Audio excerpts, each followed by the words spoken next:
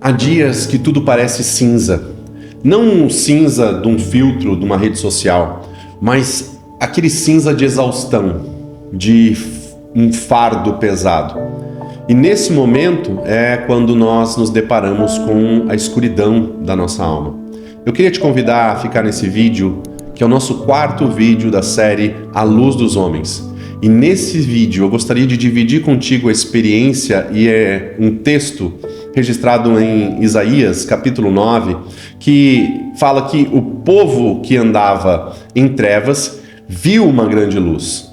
Então, nesses dias de derrota repetidamente, de cansaço que às vezes a gente sente nos ossos, nesses dias em que a nossa alma se arrasta, né? que o nosso corpo está se movendo pela inércia, nesses dias em que nós entendemos de maneira visceral o que Isaías está dizendo com trevas, porque trevas não são apenas ausência de luz, é o peso de um mundo que parece ter esquecido de amanhecer. É acordar sem saber por quê, que motivo eu tenho para levantar de manhã. É caminhar sem direção mesmo tendo algo para fazer. É se sentir e existir sem propósito claro. Isaías fala desse povo exausto. Fala a um povo cansado, a um povo que já não acreditava em promessas, que tinha parado de esperar, tinha se cansado da espera por uma redenção. Um povo que já estava acostumado a andar no escuro, tateando, tão acostumado que já nem lembrava direito como era viver na luz. No meio desse cenário desolador que Isaías está vivendo, ele se levanta e diz algo audacioso no seu tempo: haverá luz. Pensa comigo, num lugar onde nós estamos completamente exaustos, cansados, sobrecarregados, vem uma frase de alguém falando da parte de Deus, dizendo: haverá luz.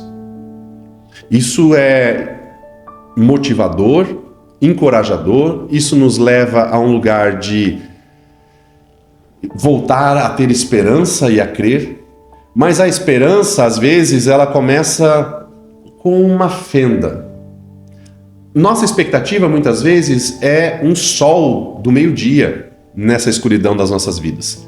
Mas a esperança, ela, na maioria das vezes, ela acontece como uma fenda pequenininha de um raio de luz atingindo a nossa escuridão, atingindo as nossas trevas.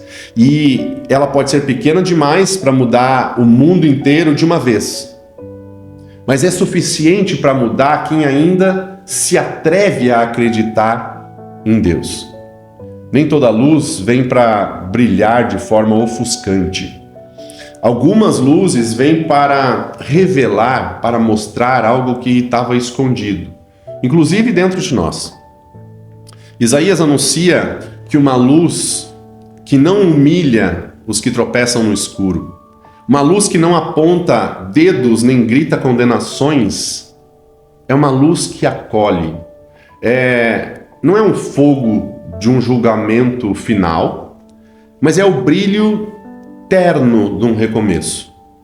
Deus não promete apagar as sombras como se elas nunca tivessem existido. Ele promete acender algo dentro de nós, transformando o nosso interior, dando sentido ao nosso interior. Porque a verdadeira luz, ela não elimina o escuro por decreto. Ela vai dando significado a ele. Ela não finge que a dor não existiu, ela atravessa a dor. E do outro lado, começa a fazer sentido.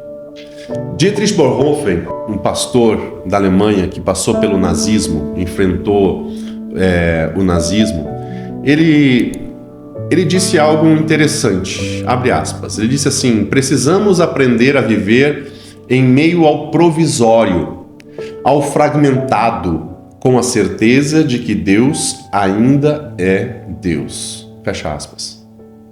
A luz profetizada por Isaías é uma solução, não é uma solução mágica que apaga todos os nossos problemas. Mas a certeza de que Deus ainda está trabalhando. De que, especialmente no subterrâneo da nossa alma, da dor, daquilo que nós estamos passando, Ele continua trabalhando.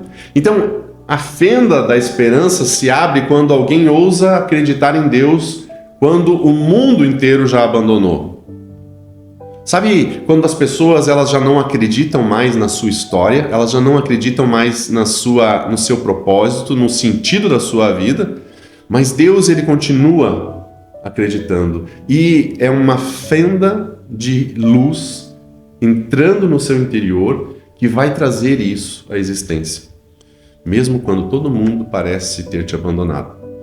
Isaías, ele não está profetizando isso a partir do conforto de um palácio. Ele não está numa posição privilegiada, cercado de segurança, de certeza, da sua zona de conforto. Ele está falando em meio ao colapso da nação. Ele está falando em meio ao colapso político da nação, do império, né, que se aproxima como uma tempestade terrível, inevitável. Ele está falando no meio de um colapso espiritual da nação, de um momento onde a fé do povo já se diluiu pelo poder, pela ganância, pelo medo, pelo compromisso desavergonhado dos seus líderes. Ele está falando no meio de um colapso moral, onde a justiça foi trocada por conveniência, onde a misericórdia foi trocada por ganância. Isaías está nesse contexto. Ele está vivendo essa história a partir de uma ruína iminente, do silêncio divino aparente e da confusão generalizada daquilo que a sua mente deseja, pensa, planeja.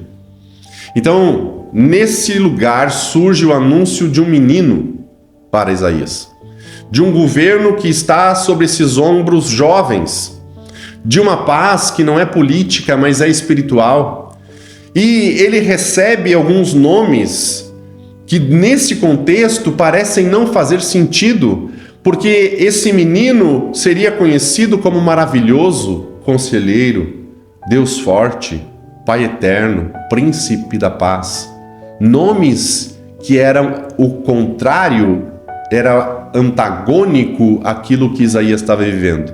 Então a luz prometida, ela não viria do trono de Jerusalém, porque lá havia intrigas, alianças fracas, mas viria do ventre de uma mulher, do lugar mais improvável, do método mais frágil, da história mais humana. Deus muda tudo pela fenda mais improvável, não pelos holofotes, mas pelas brechas, não pelos fortes, mas pelos que ainda conseguem crer quando tudo ou todos estão desistindo. Esperar em tempos de desespero é um ato de rebeldia, é contra a cultura, é escolher continuar crendo quando tudo, absolutamente tudo, pede para você desistir.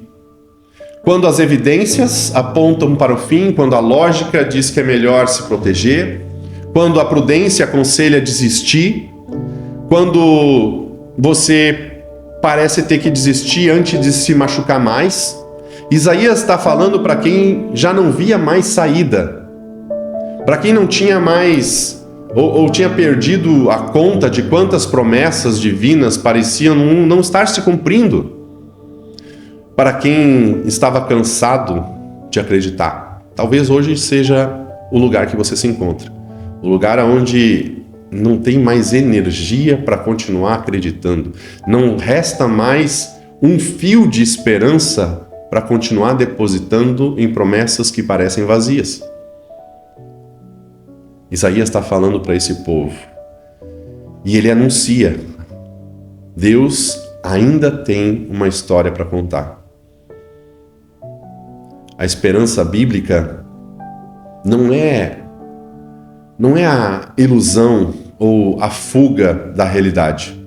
Porque muitas vezes é o que a sociedade, a cultura, o século que nós vivemos tenta nos convencer. Não é fingir que está tudo bem quando não está. Não é sorrir forçado quando o coração, na verdade, está sangrando. É resistência. É manter uma vela acesa no vento. Sabe como? Sabe o quanto é difícil manter uma vela acesa no vento?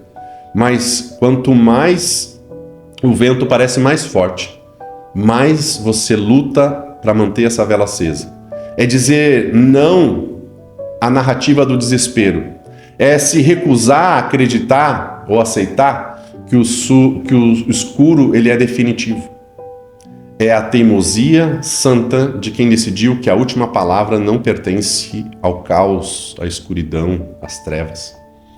E talvez seja isso que Deus ainda pede de nós hoje. Não que sejamos fortes como os heróis dos filmes, não que tenhamos uma fé inabalável e inquestionável, mas que não deixemos a vela apagar. Que mantenhamos acesa, mesmo que tremendo, essa luz que ainda arde. Porque às vezes é só isso que separa a esperança do desespero. Uma chama frágil que se recusa a morrer.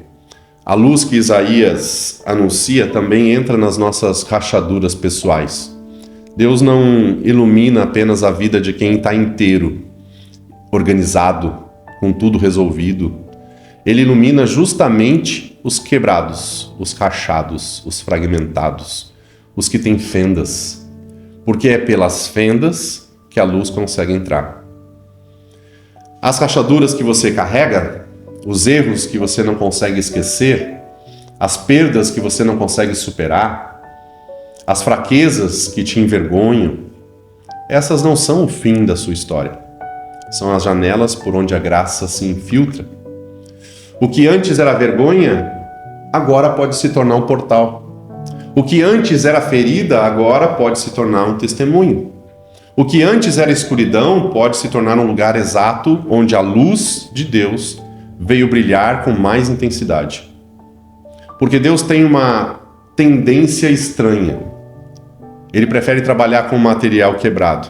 Não porque ele gosta da dor, mas porque corações quebrados têm mais espaço para a luz entrar. Talvez o que você hoje chama de fim seja apenas o lugar onde a luz vai começar a atravessar. Talvez essas fendas que te assustam sejam exatamente onde Deus está prestes a entrar. Isaías não viu o cumprimento total dessa promessa, como outros não viram. Ele morreu séculos antes daquele menino nascer em Belém. Ele não viu a luz prometida. Ele não viu a luz completa, mas ele viu apenas um vislumbre, um brilho de longe dessa luz. Mas viu o suficiente para continuar acreditando, para continuar profetizando, para continuar anunciando a luz que vem em meio às trevas. Porque a fé não precisa ver o sol inteiro para saber que ele existe. Basta reconhecer o brilho por uma fenda. Basta perceber que, por menos que seja essa fresta, há uma luz do outro lado. O povo que andava em trevas, como é o texto de Isaías 9, viu uma grande luz.